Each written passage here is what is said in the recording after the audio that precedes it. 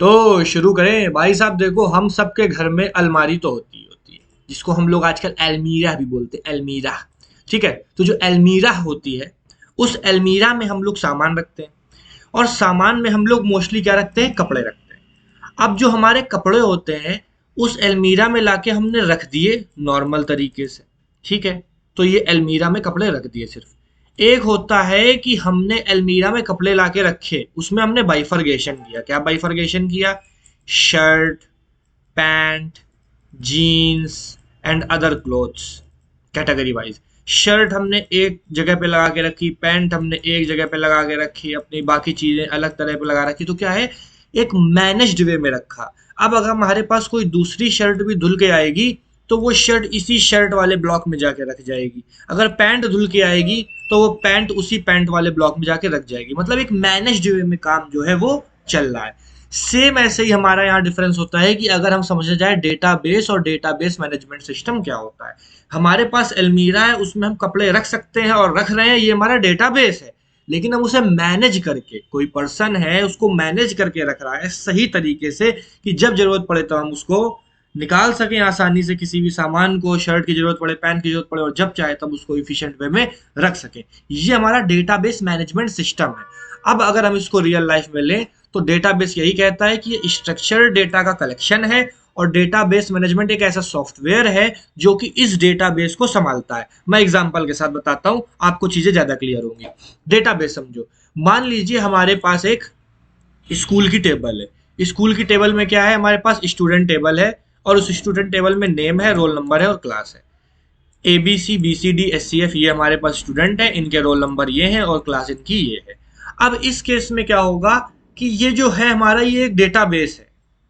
ऐसी और टेबल हो सकती है, डेटाबेस है, और इसके अंदर सामान रखा जा रहा है और सारा, मतलब और स्टूडेंट आ रहे हैं तो वो आ रहे हैं, तो ये डेटाबेस है। लेकिन जो पर्सन, जो टीचर इसमें एंट्री करेगा, मान लीजिए अब जेड एक्स आर स्टूडेंट कोई आया, उसका रोल नंबर 1004 ऑटोमेटिक बनाया गया होगा और वो क्लास 12th का था, तो ये डेटा एंट्री हुई, इससे डेटा एंट्री की गई, या जितने लोग थे इस टेबल में वो देखे गए, या किसी का रिकॉर्ड अपडेट किया गया, नहीं भाई इसका रोल नंबर 1004 नहीं हो सकता, 1009 देना है, ये सब किया गया, अपडेट किया गया रिकॉर्ड।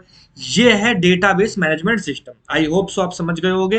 डेटाबेस सिर्फ रखना है, डेटाबेस मैनेजमेंट सिस्टम इसको संभालना भी है। आप अलमीरा वाले एग्जांपल से भी समझ सकते हो और इससे भी समझ सकते हो। ठीक है, तो डीबीएमएस क्या है, वो सॉफ्टवेयर है जो डेटाबेसेस को संभालता है, उनकी हैंडलिंग करता है, सिक्योरिटी देखता है और हमारी मदद करता है। तो डेटाबेस में हमारे क्या है, मान लीजिए हमारे स्टूडेंट टेबल है, टीचर टेबल है, ग्रेड टेबल है, वो ये सब चीजों को होल्ड करती हैं, रॉ डेटा को एकदम। पर डीबीएमएस क्या करता है, उस स्टूडेंट टेबल में नया रिकॉर्ड ऐड कर सकता है, उनके मार्क्स अटेंडेंस अपडेट कर सकता है, रिट्राइव स्टूडेंट डिटेल क्विकली कर सकता है, जनरेट कर सकता है रिपोर्ट कार्ड।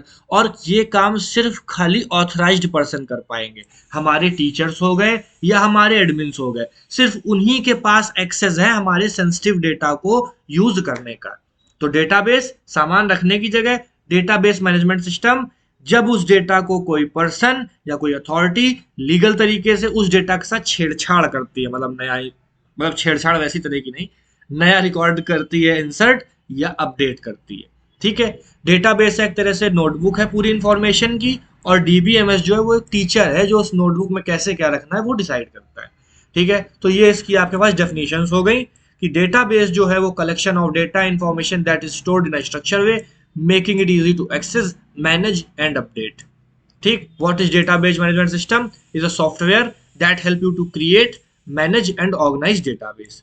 ठीक है, provide, store, retrieve, manipulate the data in the database. अब इसके कैरेक्टरिस्टिक्स क्या होते हैं? डेटाबेस में हम ऑर्गेनाइज्ड वे में डेटा रख सकते हैं जिससे हम लोग को इजीली मिल जाए, इजी एक्सेस होता है, जब चाहे तब ढूंढ के बुला सकते हैं, हेल्प करता है कि कौन डेटा एक्सेस कर पाएगा कौन नहीं कर पाएगा, कंसिस्टेंट होता है क्योंकि डेटा एक्यूरेट होता है और हमारा लगातार जैसे उसमें चेंजेस हो रहे होते हैं वैसा ही डेटा में मिलता है अपडेटेड फॉर्म में।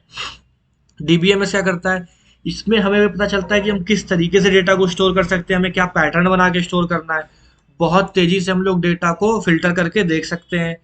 ये भी हम बता सकते हैं कि कौन उस डेटा को देख पाएगा, कौन उस डेटा पे काम कर पाएगा और कौन उस डेटा को मॉडिफाई कर पाएगा। मल्टी यूजर एक्सेस दे सकते हैं कि उस एक डेटाबेस को कई सारे लोग देख सके, और उसकी बैकअप रिकवरी भी लगते हैं ताकि डेटा अगर खो जाए तो हम उसको अप टू डेट रख सके।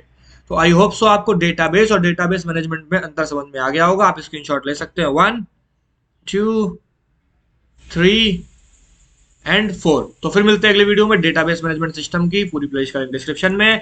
Thank you, have a nice day.